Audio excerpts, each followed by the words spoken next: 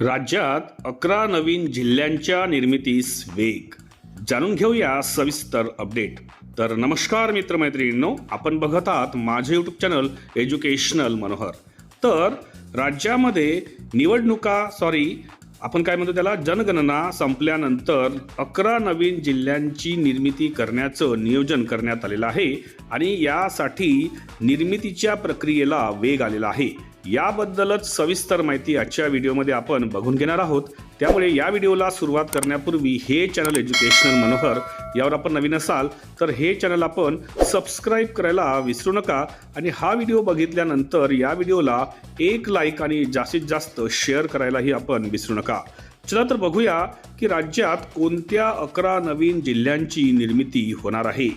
तर राज्यामध्ये नवीन 11 जिल्ह्यांच्या निर्मितीस वेग आलेला आहे. या संदर्भातील सविस्तर अपडेट आपण आता पुढील प्रमाणे जाणून घेऊयात. सन 2011 मध्ये जनगणना होऊ शकली नाही, यामुळे नवीन जिल्ह्यांच्या निर्मितीची प्रक्रिया थांबली होती. परंतु आता 2027 पर्यंत जनगणना प्रक्रिया पूर्ण करण्यात येणार आहे. यानुसार ज्या जिल्ह्यांची लोकसंख्या अधिक आहे त्या जिल्ह्यांमधून नियोजित नवीन जिल्ह्यांची निर्मिती केली जाणार आहे. जिल्ह्यांचे नव्याने निर्माण करण्यात येणाऱ्या नियोजित जिल्ह्यांची नावे आपण आता पुढील प्रमाणे पाहून घेऊया. पहिला जिल्हा आहे यामध्ये ठाणे. याच्यामधून नव्याने निर्माण करण्यात येणारा जिल्हा असणार आहे कल्याण. दुसरा आहे रत्नागिरी. यामधून नव्याने निर्माण करण्यात येणारा जिल्हा आहे दापोली.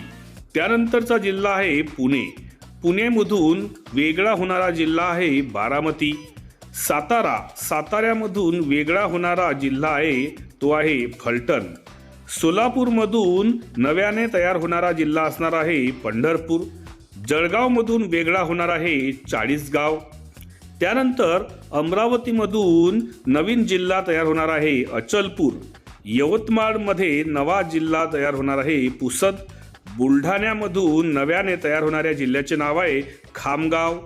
नांदेडमधून नव्याने तयार होणारा जिल्हा असेल किनवट आणि नागपूर विदर्भामध्ये नव्याने तयार होणारा जो जिल्हा आहे तो असेल कळमेश्वर. हा नागपूरमधून वेगळा होणारा जिल्हा असेल. तर एकंदरीत वरील 11 ठिकाणी नव्याने 11 नवीन अप्पर जिल्हाधिकारी कार्यालये मंजूर करण्यात आलेले आहेत. यामुळे सदर 11 नवीन जिल्हे निर्माण करण्याचा प्रस्ताव हा विचाराधीन आहे.